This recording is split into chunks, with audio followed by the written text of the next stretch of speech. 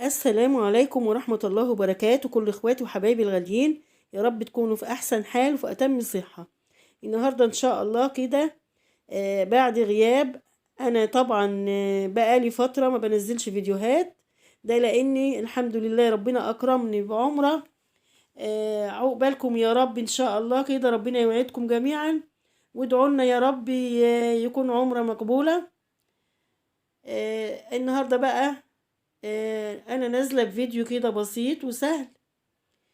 الفيديو ده الحقيقه انا كنت مصوراه قبل ما اسافر، بس ربنا ما يسرش ان انا يعني انزله لكم.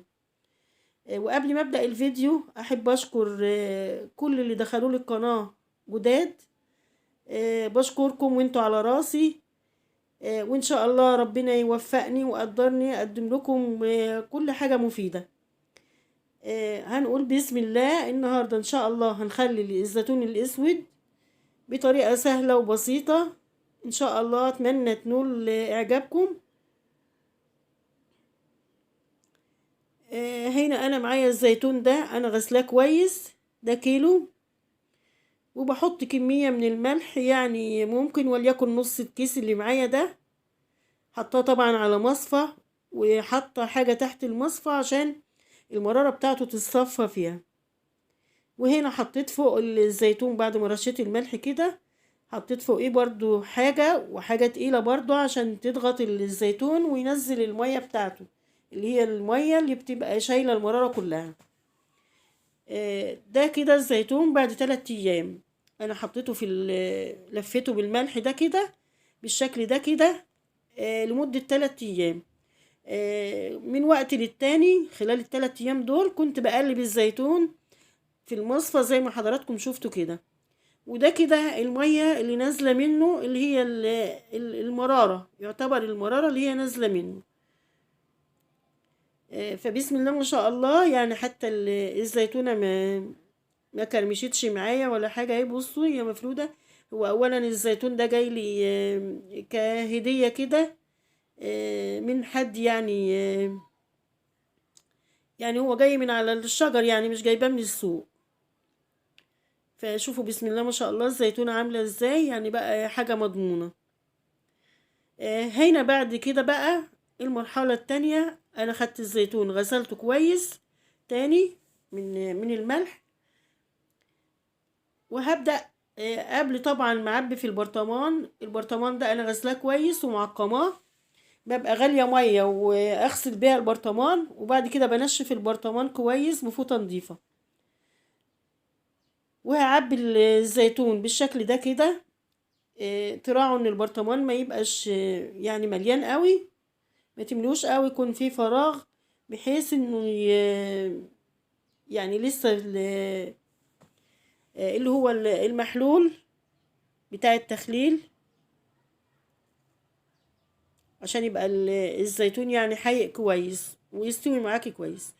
فهنا طبعا انا معايا كل لتر مية، ده محلول التخليل. كل لتر مية بضيف له 5 معالق من الملح كبيرة، وتكون مليانة. ولو 6 معالق كمان يكون افضل، عشان يستوي معاكي بسرعة وما يبقاش فيه مرارة.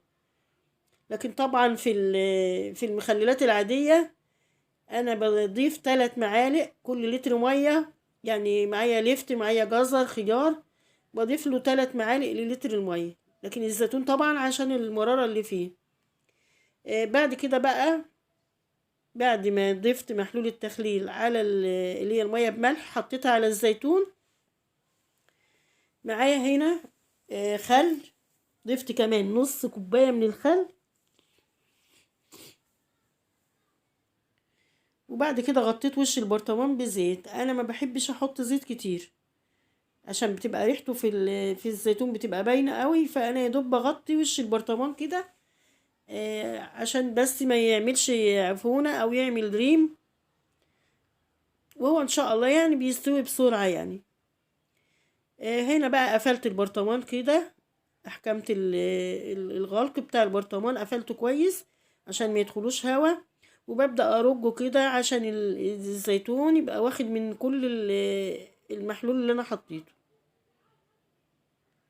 اهو كده زي ما حضراتكم شايفين كده، برج البرطمان من هنا لهنا.